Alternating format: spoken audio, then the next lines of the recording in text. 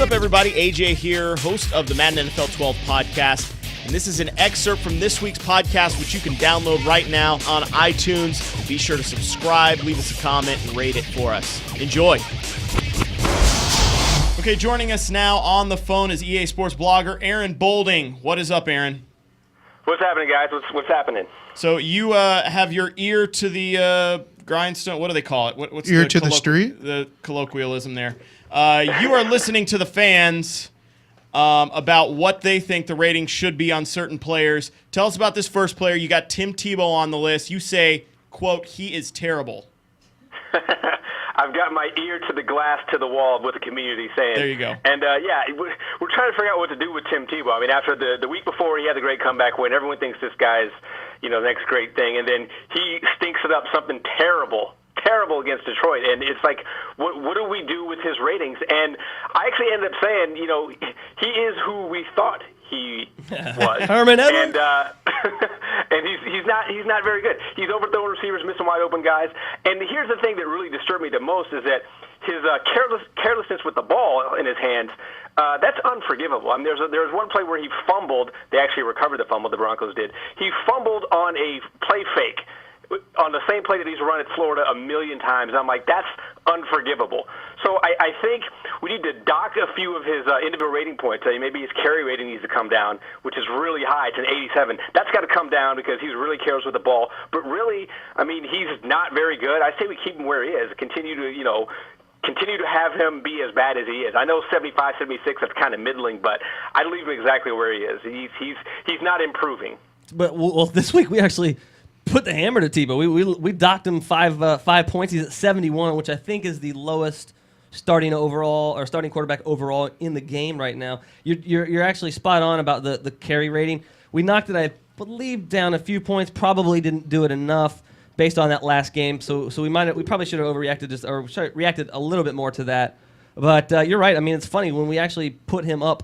When we increased him last week, we were decreasing his accuracy rating. So he was already sort of not showing well in his good game with his accuracy, and we even dumped it even further this week. So I think you can still get by with Tebow in Madden 12, running the ball, maybe doing some real short passes to the tight ends, but it's going to be a challenge throwing the ball deep. Let's be honest here. You're going to have a tough time winning a game online with the Broncos if you got Tebow out there. No, you just got to run a 2-quarterback package. Well, It's going to be predictable. They're going to know when you're throwing.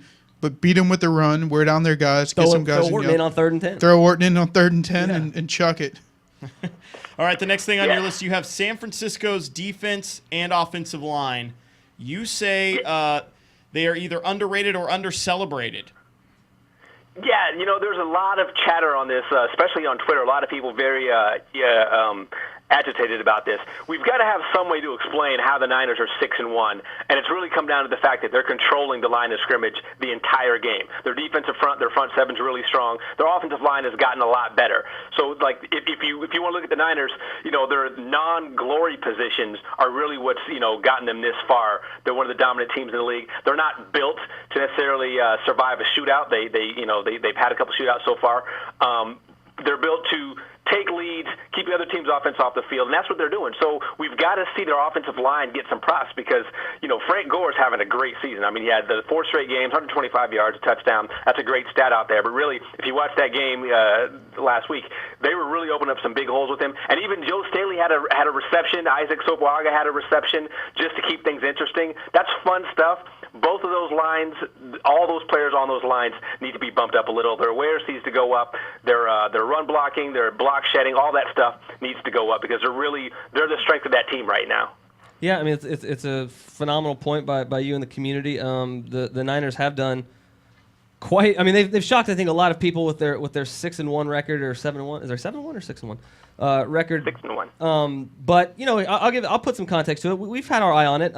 I guess the argument could certainly be made that we haven't reacted quick enough, but the longer that the Niners continue this level of success, we are going to be closely watching it and trying to reflect on the ratings. But a guy like Isaac Sopoga, who you mentioned, he started Madden 12 out at 76 overall. He's now 82. Ray McDonald, who's been phenomenal at defensive end for the Niners, started out 72 overall. He's already gotten up 11 points through week 9. He's now an 83.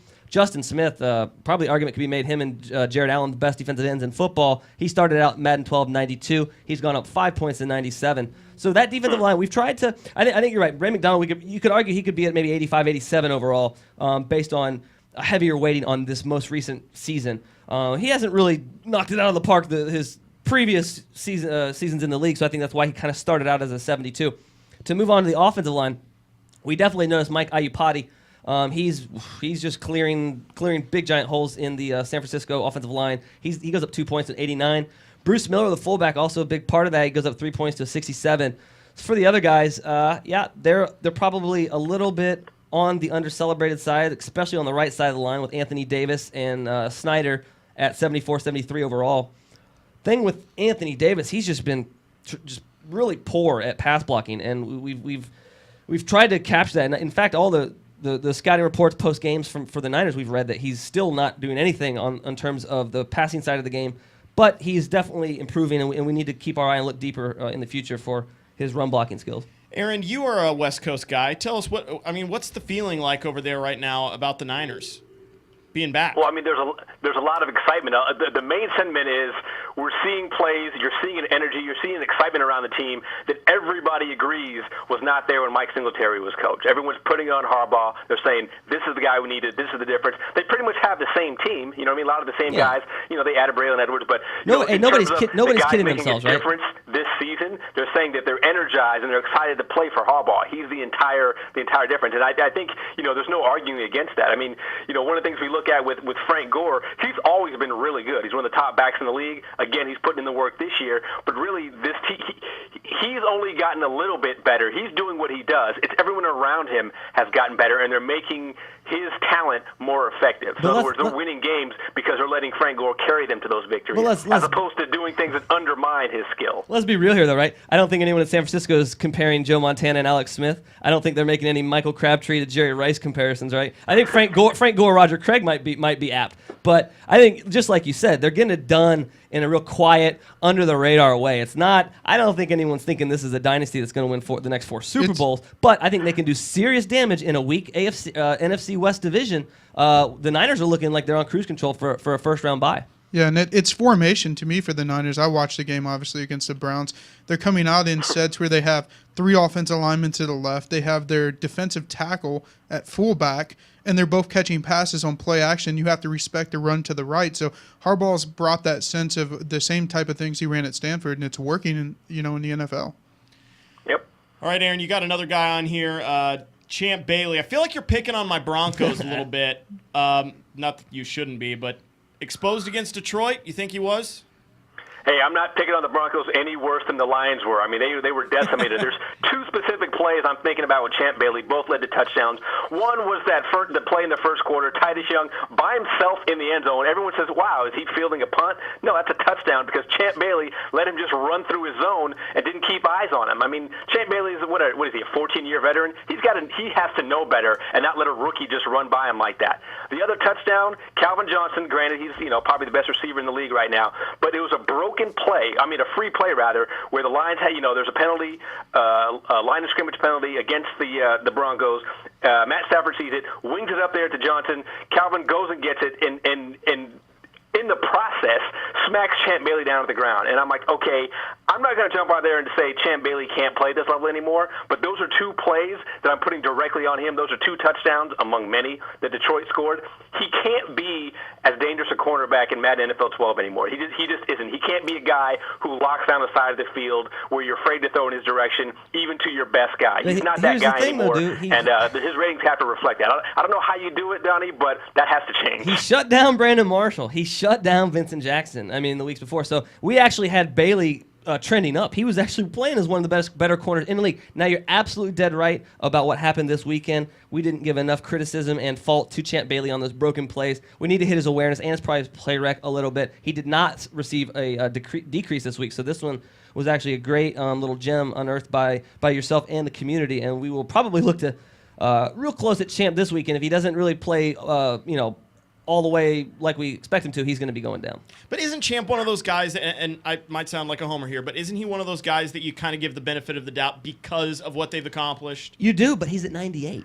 You know what I mean? Yeah, Like exactly. a guy that's at 98, he needs to be Darrell Reeves every week. And to Champ Bailey's credit, early in the season, he was locking down some of the best receivers in the league. So Sure. we saw that, and I think to our discredit, we didn't catch and we didn't put enough weight on Calvin Johnson and the Lions just really making Champ look old. And it might be one of those deals where their defense is just on the field too much against Detroit. Also, you got Drew Brees here. Dr. Jekyll and Mr. Hyde is what you're calling him, right? Or basically? Yeah, I can't.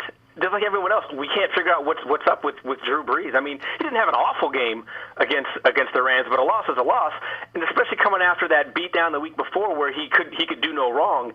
It's like, you know, if you watch that Rams game, yes, the Saints fell behind early, but you had that feeling, okay, they'll just come back in the second half, and they were, and Brees was getting done, and all of a sudden it just falls apart on him. Like that last interception he threw, the pick six he threw, that's uncharacteristic of that team this year. I mean, we've seen Brees do things like that in years past, where he just gets, you know, trigger happy and just starts flinging it, and guys start coming up with interceptions. But it's tough to figure out. I don't know what to do with him this week. I think there's some discussion in the community of, you know, I'm telling you, this guy's really not that good. We should take him down. All this stuff. I'm not so much sold on that. I think maybe a knock to his awareness, a knock to maybe his medium accuracy, or something like that has to happen, because there's something up with the Saints offense, and until we figure out what it is, we kind of have to hold things kind of steady, but still reflect a bad performance by Drew Brees. You know, that, again, yeah, we have Drew Brees going down 1 point this week. I think, you know, argument could be made it could be 2 or 3 points after just a really poor performance at St. Louis. And he's sort of done this, you know, every other week now. So it's at Tampa. Indy, he was great, like you said. At Tampa Bay, he stunk. At Carolina, great. At Jacksonville, stunk. So, you know, something is going on there. We've lowered him 1 point. You know, I don't know. I don't know if it's his the fact that he isn't using Jimmy Graham quite as much as he was earlier in the season. I don't know if it's the fact that Mark Ingram was out. You know, it could be a couple things, but we're definitely going to be taking a look at that consistency trait and making, you know, maybe questioning whether Drew should have a high-level consistency So, rating. Donnie, what do you think we see this weekend against Tampa Bay? Unfortunately, as a Bucs fan, and I'm going to be probably sharing this in a second with our picks, I'll be going with the Saints. This is a revenge game. They lost to Tampa 2 weeks ago, and Drew looked bad. He's coming off a bad game at St. Louis. This game's at home. I would be shocked if the Saints and Drew Brees don't come and really wreck the Bucs. All right, Aaron, the last player from the community is Ike Taylor. You call him a Pats game changer? No doubt. I mean, if you watch that game, you saw a blueprint for how to beat the Patriots, which I'm one of those people who feels the Patriots aren't a dominant team anymore. They're still living off of their Super Bowls, you know, the beginning of the last decade. But if you watch what Ike Taylor did to Wes Welker, that was amazing. I mean, he made the rest of that Pittsburgh defense better, and they're already, you know, decimated with injuries. So he was able to lock down Wes Welker, and when Welker did make a catch, Taylor, who's a big guy, was able to take Welker down immediately, so no yards after the catch. That's a huge part of New England's offense, and he's able to stop that single-handedly and change the entire complexion of the game. I mean, you saw Tom Brady. He was under a lot of pressure, but he's extremely uncomfortable because with his security blanket, Wes Welker covered, and knowing he's going to be tackled if he catches the ball, and the linebackers from Pittsburgh covering the middle of the field to keep those tight ends occupied, Brady didn't know what to do, and I think that's significant because, you know, these are two teams that know each other very well. They see each other in the playoffs all the time. They know each other well. So when you see one guy who's given the task of stop New England's best player and he does it, you got to give him some props. And really, you know, like I said, Ike Taylor, he's 6'2", playing against a 5'9" Wes Welker. It's not an easy matchup necessarily, but somehow he made it work. It was the key to the entire game. He deserves major props. Yeah, absolutely, and great. No disagreement here. He was an 89 last week. He's going up 2 points, which is actually a pretty. It's not just your average 1 point boost. He's going up to 91 overall. Started out Madden 12 at 85, so he's tracked 6 points positive since the beginning of the season. He shut down Welker, like you mentioned, which is really impressive. And he held Larry Fitz to his 4 catches, 78 yards week before. So, yeah, Taylor, as well as William Gay and Keenan Lewis, all three of those guys in the Pittsburgh secondary getting a boost this week. That was just an excerpt from this week's Madden NFL 12 podcast. Be sure to subscribe and download the full version, which is totally free on iTunes.